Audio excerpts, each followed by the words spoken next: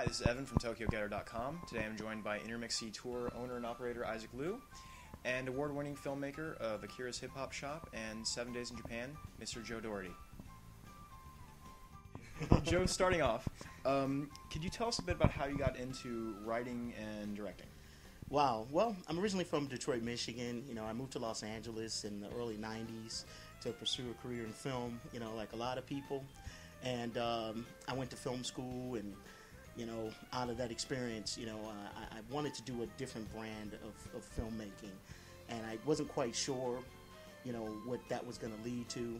And what it has led to is two, short films that are pretty well received, have been pretty well received and acclaimed, and not your typical sort of urban product, I guess you'd say.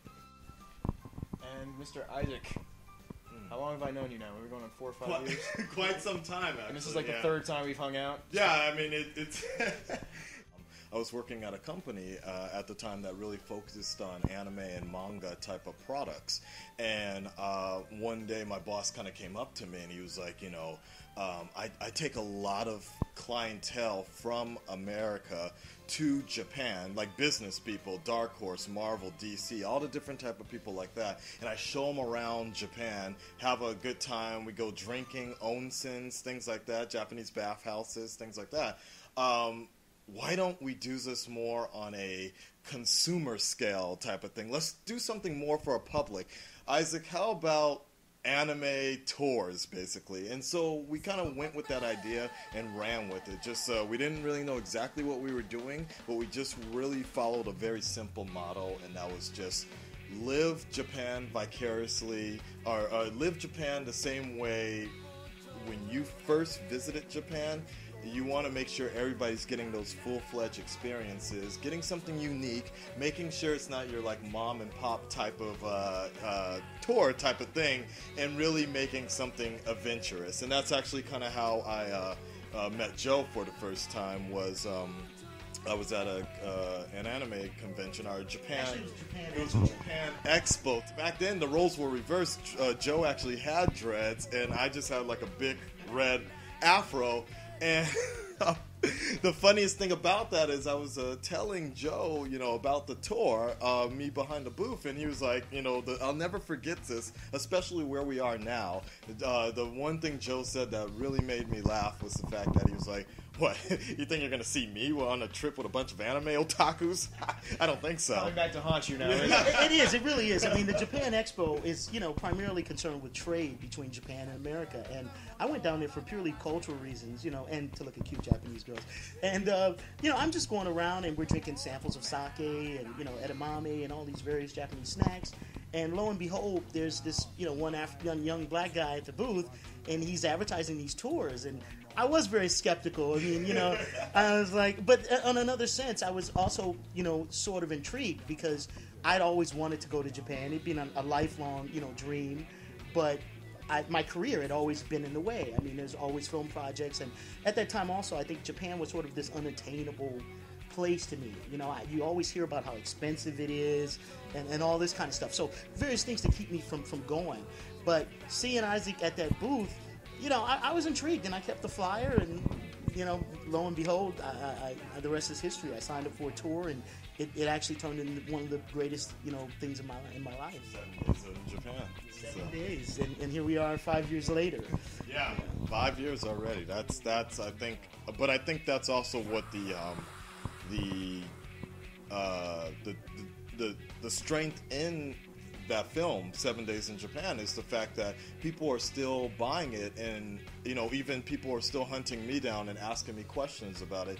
We just not too long ago wrapped up Anime Expo 2009, and to this day, people still come up to my booth and come up and they're like, "I think I know you. I think I've seen you on BET or something. You used to," I'm like, "Yeah, my hair used to be like this, I used to, and they feel honored to have actually met me vicariously through your film, and now they're more interested in going to Japan." So I think that actually really shows the strength in what 7 Days was all about, was the fact that it showed an unlikely type of person, yourself, going to Japan, filming everything, and everybody that's always dreamed of ever going to Japan basically gets to vicariously live through Japan, through you. Basically. Yeah, and ironically enough, there almost wasn't a film because I had no intentions of making a film. I was pretty frustrated at my job at the time. They gave me some time off and a bonus, and I signed up for this tour that I swore I'd never go to Japan with this crazy guy and these weird, anime fans who, I'm an anime fan. Tickets. Yeah, of course, I'm an anime fan. I grew up, as a lifelong anime fan. Kimba the White Lion, Battle of the Planets, Gatchaman, Speed Racer. I remember, watching this stuff as a kid, and out of that became a teenage obsession with things like Robotech, Gundam, the early Miyazaki films, Nausicaa, Laputa. I had a brief stint where I worked with Animag up in the Bay Area, and I put out my own Japanese animation fanzine. But the night before the tour, a buddy of mine goes, you're taking a video camera, right? And I'm like, I don't own a video camera. So my buddy gives me his video camera, and he goes, take it. And lo and behold, during those 7 days in Japan, I had shot about 25 hours of video, which became the film 7 Days in Japan. I didn't know that you actually didn't go there with the intent to film so much. No, so. I just, Japan is such a visually stimulating place that, how do you stop rolling your camera?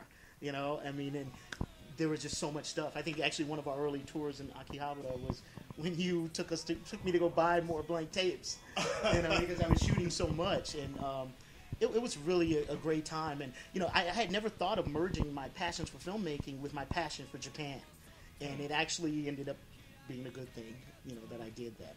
I think that, and I also think in regards to 7 Days in Japan, just the other day I was actually watching it, and somebody actually asked me do I remember all of the people on the tour? And the answer is yes. I remember Peter, Juan, Matt, obviously Brian, Katie, Kevin. It was just everybody on there, and it was just something about the fact that there was something really unique about that particular tour. That there were a lot of creative people in the industry. Ed, filmmaker from Sacramento. Juan worked on the Matrix projects. Peter and Jen were manga artists. Yeah. So it's something that was really interesting about that you had a lot of creative people that I actually have yet to see replicated in any of the Intermixi tours today. And I mean, that's really the quality, I think, the strength that I always saw from your film 7 Days in Japan was just it was something where by people vicariously living through you traveling Japan, it was just something that it was such a human aspect that I think was missing from a lot of films in general, and you really felt like they were connected for you, and I think that's why you were rewarded as well through what, Comic-Con? Yeah, the San Diego Comic-Con International Film Festival in 2005. We finished the film, and what do you do with a kind of half-hour travel log? And I decided to submit the film to the San Diego Comic-Con. It was the first year of the film festival where they actually were going to give awards and have a jury. So it was a free application as opposed to Sundance and some of these other places. And maybe I shouldn't say that. And so I decided to submit the film to the Comic-Con International Film Festival, and to my surprise and delight, we won Best Documentary. And out of that, BET approached us about putting it on their Black Story segment. And, wow, this little film shot on mini DV all of a sudden had this life to it. And, thousands of people, bought the DVD. I would say, hundreds of thousands watched it on BET. And many of you even downloaded it off the Pirate Bay. Thanks. Appreciate it. About 20,000 of you at last count. Thanks. Don't worry, don't download this also. But it was exciting for me that this many people were experiencing this trip along with me. And I think many people, like Isaac said, kind of vicariously lived through me. I waited, until I was in my 30s to go to Japan, but I always wanted to go at a much younger age. And I think a lot of people, the language barrier, things like that, keep them from going. I have to say that, Isaac being a young, black guy, it's sort of like this comfort level there. Like, wow, this guy's going to be my tour guide to Japan, and he sort of looks like me. And that kind of helped with some of the intimidation factor with the language and stuff that Isaac had been there so many times. And, So it was an amazing thing that changed my life.